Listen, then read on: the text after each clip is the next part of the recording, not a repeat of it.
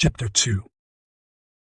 The next morning, the tall comrade of the youth admits that the rumors they believed in were false. Many mocked the tall soldier for his earlier confidence, and the youth is still troubled by self-doubt. He wonders about his own capabilities and compares himself to his comrades, but doesn't find anyone who shares his doubts. The regiment marches towards a battle, and the youth feels isolated in his anxious thoughts.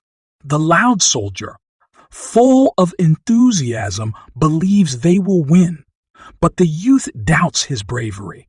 Feeling alone and miserable, he contemplates his fear of battle while lying in his tent. Additionally, he overhears his comrades playing cards, further highlighting his sense of isolation. Eventually, exhausted, he falls asleep. Chapter 3. During the Civil War, the soldiers, including a young soldier, cross a river and enter a forest. The young soldier is concerned about a potential ambush, but the regiment remains unharmed. They lighten their gear, becoming more efficient, yet the young soldier still feels inexperienced compared to the veteran regiments. The regiment marches without a clear purpose, frustrating the young soldier who yearns to prove himself in battle. Eventually, they reach a battlefield where they witness the chaotic nature of war. The seemingly brave soldier, who had been loud and confident, now displays fear and doubts his survival. He entrusts the young soldier with a packet to deliver to his family.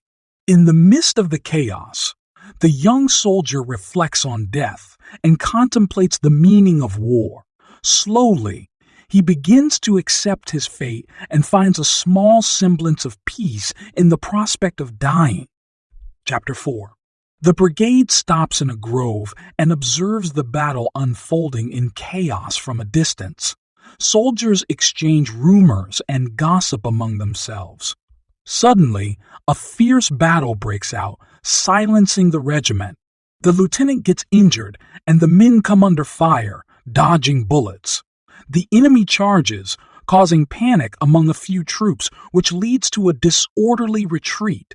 The new regiment is filled with horror, while the experienced regiments ridicule them. Nevertheless, the young soldier determines to confront his fears by facing the enemy head-on. Chapter 5. During the battle, the youth waits and reflects on childhood memories. As the enemy approaches, the regiment prepares for the fight. Chaos and violence erupt as the battle begins. Immersed in the fury of war, the youth overcomes fear and fights alongside comrades, feeling a strong sense of brotherhood. The regiment successfully repulses the enemy's charge and celebrates. Taking a moment amidst the carnage, the youth observes the aftermath of the battle and marvels at the contrast between the beautiful sky and nature's tranquility amid the horrors of war. Chapter 6.